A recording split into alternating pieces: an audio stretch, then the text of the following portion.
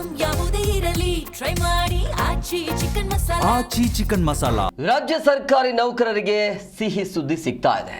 ಸರ್ಕಾರಿ ನೌಕರರು ಮತ್ತೆ ಪಿಂಚಣಿದಾರರ ತುಟ್ಟಿ ಭತ್ಯೆ ಇನ್ಮೇಲೆ ಇರುತ್ತೆ. ಜನವರಿ 1ರಿಂದ ಜಾರಿಗೆ ಬರುವಂತೆ ತುಟ್ಟಿ ಭತ್ಯೆಯನ್ನ ಹೆಚ್ಚಳ ಮಾಡಲಾಗ್ತಾ ಇದೆ. ಶೇಕಡ 14.25ರಿಂದ ಶೇಕಡ 18.75 ಪರಿಷ್ಕರಿಸಿ ಈಗ ಮಂಜೂರು ಮಾಡಲಾಗ್ತಾ ಇದೆ. ಶೇಕಡ 1.50ರಷ್ಟು ಹೆಚ್ಚಳ ಮಾಡಿ ಸರ್ಕಾರದ ಆದೇಶವನ್ನು ಹೊರಡಿಸಲಾಗಿದೆ. ಲಕ್ಷಾಂತರ ನೌಕರರು ಮತ್ತು ಪಿಂಚಣಿದಾರರಿಗೆ ಇದು ಅವರಿಗೆ ಅನುಕೂಲ ಆಗುತ್ತೆ. 2024ರ ಪರಿಷ್ಕೃತ ವೇತನ ಶ್ರೇಣಿಗಳಲ್ಲಿ ಪಡಿತಾ ಇರುವಂತಹ ಅವರಿಗೆ ಇದು ಅನ್ವಯ ಆಗುತ್ತೆ.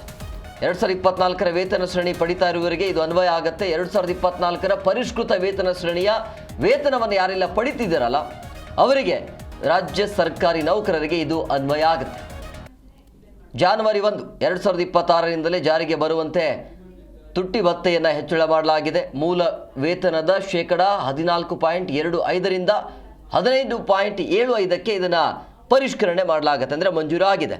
2024ರ ಪರಿಷ್ಕೃತ ವೇತನ ಶ್ರೇಣಿಗಳಲ್ಲಿ ವೇತನ ಶ್ರೇಣಿಯ ಗರಿಷ್ಠಕ್ಕಿಂತ ಹೆಚ್ಚಾಗಿ ಅವನಿಗೆ ಸ್ಥಗಿತ ವೇತನ ಬಡ್ತಿಯನ್ನು ನೀಡಲಾಗಿದೆ ಅನ್ನೋದು.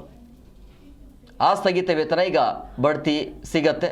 ಸೊ ಭಾಳಷ್ಟು ನಿರೀಕ್ಷಣೆ ಇಟ್ಟುಕೊಂಡಿದ್ರು ಸರ್ಕಾರಿ ನೌಕರರು. ಜನವರಿ 1ರಿಂದನೇ ಇದು ಅನ್ವಯ ಆಗುತ್ತೆ.